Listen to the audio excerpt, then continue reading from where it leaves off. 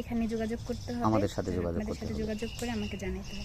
শুভু, আসসালামু আলাইকুম, কেমন আছো? ওয়ালাইকুম আসসালাম। জি আলহামদুলিল্লাহ ভালো আছি। আপু, তোমার নামটা কি? আমার নাম লাবণ্য। লাবণ্য, খুব সুন্দর নাম। তোমার বাড়ি কোথায়? জামালপুর। জামালপুর। তোমার পরিবারে কে কে আছে? পরিবারে মা আছে আর আমরা 3 ভাই বোন। 3 ভাই বোন। তোমরা কয় বোন, কয় ভাই? 2 বোন 1 ভাই। 1 ভাই। তোমাদের পরিবারের মানে মানে আয়, অর্থাৎ তোমার পরিবারটা চলে কার উপর নির্ভর করে? আমার আম্মু এবং আমার উপরে। তোমার আম্মু এবং তোমার উপরে। তোমার আম্মু কি করে? আম্মু ছোটোখাটো একটা কাজ করে। আচ্ছা, ছোটোখাটো কী কাজ?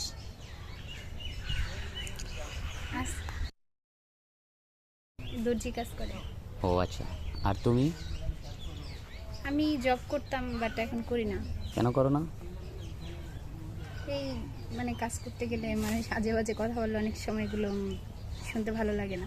আচ্ছা, মানে অর্থাৎ খারাপ কোনো মন্তব্য করে, খারাপ কোনো মন্তব্য করে, মানে বাজে চোখে তাকায়, যার কারণে কাজ করতে ভালো লাগে না, এখন বসে আছো। জি। তো আমাদের ক্যামেরার সামনে আসার মূল কারণটা কি? কেন আসলেন? মূল কারণ হচ্ছে তুমি কোনো সাহায্যের জন্য আসছো না বিয়ে শাদির জন্য আসছো? কোনটা? বিয়ে শাদির জন্য। বিয়ে শাদির জন্য আসছো। আচ্ছা, আমাদের এখানে যে বিয়ে শাদি দেই, এই বিষয়টা তুমি জানলে কোথায় থেকে, কিভাবে জানলে? একজন থেকে শুনছো, প্লাস তার মাধ্যমেই আমাদের সাথে যোগাযোগ করছো। তো এখন তোমার পরিবারে মানে মানে কিভাবে তোমরা জীবনযাপন করতেছো? খুবই কষ্টে না? হ্যাঁ, খুবই কষ্টে, মানে আর্থিক দিক থেকে একটু বেশি সমস্যা আছে না? পড়াশোনা করছো কত দূর? আমি ক্লাস 8 পর্যন্ত পড়ছি। তারপরে আর পড়াশোনা কেন করোনি? আমার বাবা মারা যায়, তখন আমি খুবই ছোট ছিলাম, মানে যতটুকু পড়ছি ওইটা অনেক কষ্ট করে আর কি, নিজের চেষ্টায়। এখন অর্থনৈতিক সমস্যার কারণে পড়াশোনা করতে পারো না। আচ্ছা, যদি মনে করো কেউ তোমাকে মানে অর্থনৈতিকভাবে যদি সাহায্য সহায়তা করতো, তাহলে তোমার মানে ভবিষ্যৎ পরিকল্পনা কী ছিল? পড়াশোনা করে তুমি কি হতা জীবনে? মানে ভালো একটা কিছু করার ইচ্ছা ছিল, ডাক্তার বা মাস্টার্স এরকম একটা কিছু। ডাক্তার অথবা মাস্টার হওয়ার জন্য তোমার ফিউচারকে মানে সাজাতে আর কি, ফিউচারে চিন্তা ভাবনা ছিল, কিন্তু হয়তো অর্থনৈতিক কারণে তুমি পড়াশোনা করতে পারো না। যাই হোক, খুবই দুঃখের বিষয়।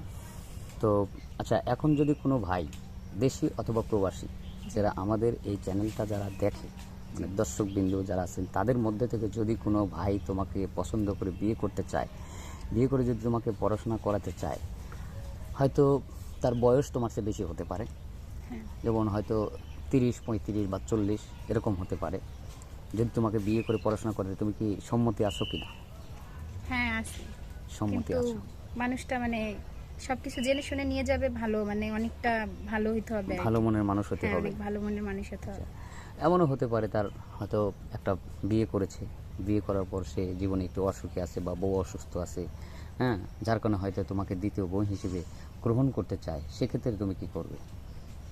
যদি তার ফ্যামিলি সব কিছু মানে দেখে শুনে মেনে নিয়ে যায়, তাহলে আমি রাজি আছি। থ্যাংক ইউ, খুব সুন্দর কথা বলছো। যাই হোক, এখন যদি কোনো ভাই তোমার সাথে যোগাযোগ করতে চায়, তাহলে কিভাবে করবে? তোমার কোনো ফোন নম্বর আছে? ফোন নাম্বার তো নাই। তাহলে যোগাযোগ করলে এখানে যোগাযোগ করতে হবে, আমাদের সাথে যোগাযোগ করে আমাকে জানাতে হবে।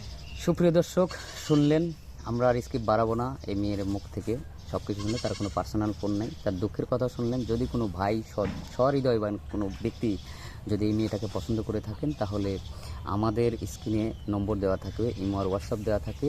কেউ ভিডিও কল অযথা দিবেন না, কল করবেন, অডিও কল করবেন, এবং আমরা ইনশাল্লাহ চেষ্টা করব আপনার সাথে যোগাযোগ করে দেওয়ার জন্য।